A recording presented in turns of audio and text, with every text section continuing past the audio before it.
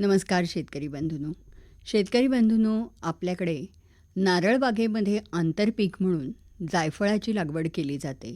उष्ण आणि दमट हवामान तसंच अर्ध सावलीत हे पीक चांगलं वाढतं.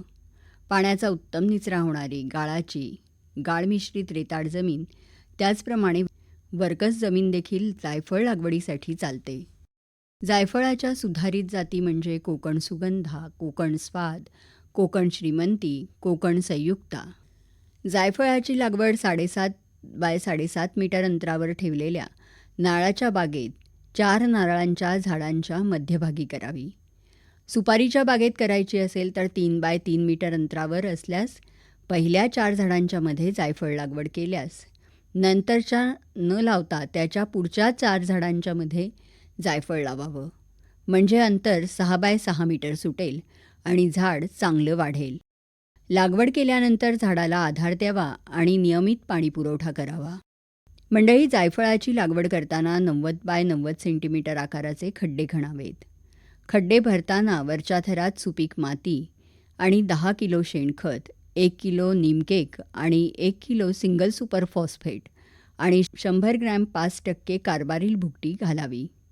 मादी कलमं लावली असल्यास 10% नरकलमं परागीकरणासाठी आणि फळधारणेसाठी लावावीत. कलमं लावल्यानंतर कलमाच्या जोडाखाली खुंटापासून येणारा फुटवा सतत काढावा. जमिनीनुसार पाण्याच्या पाळ्या द्याव्यात. प्रखर उन्हापासून संरक्षण करण्यासाठी झाडावर सावली करावी. जायफळाची अभिवृद्धी मृदुकाष्ठ पद्धतीने कलम करून करावी. कलमांना लवकर फळं लागतात. झाड उत्तम जातीचं मिळतं. कलम लागवड केली असेल तर मात्र सुरुवातीच्या काळात जायफळांच्या झाडांना आकार देणं आवश्यक आहे. यासाठी शेंगा खुडून एकाच दिशेला होणारी वाढ थांबवावी आणि कलमाच्या जोडावर 3 ते 4 सर्व बाजूंनी येणाऱ्या फांद्या ठेवून जायफळाच्या झाडाला आकार द्यावा. खतं देताना पहिल्या वर्षी 10 किलो शेणखत तसंच 20 ग्रॅम नत्र, 18 ग्रॅम स्फुरद आणि 50 ग्रॅम पालाश हे वर्षातून 2दा विभागून द्यावं. याच प्रमाणात खतात वाढ करत न्यावी आणि 15 वर्षानंतर प्रत्येक झाडाला 50 किलो शेणखत, 500 ग्रॅम नत्र, 250 ग्रॅम स्फुरद आणि 1000 ग्रॅम पोटॅश द्यावं. खताची मात्रा जून आणि ऑक्टोबर अशा 2 महिन्यांमध्ये विभागून द्यावी. मंडळी, जायफळ हे बागायती पीक आहे. झाडाला पाण्याचा ताण सहन होत नाही. त्यामुळे झाडाला नियमित पाणी पुरवठा करावा. जायफळाच्या झाडाला 4थ्या ते 5व्या वर्षी फळं येतात.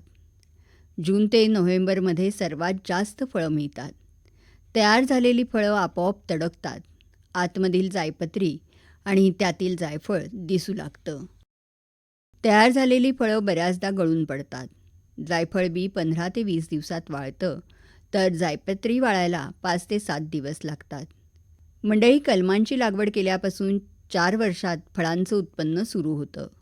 तेव्हा नारळ सुपारी बागेत आपण जायफळ लागवड करावी आणि त्यापासून हमखास उत्पन्न मिळवावं.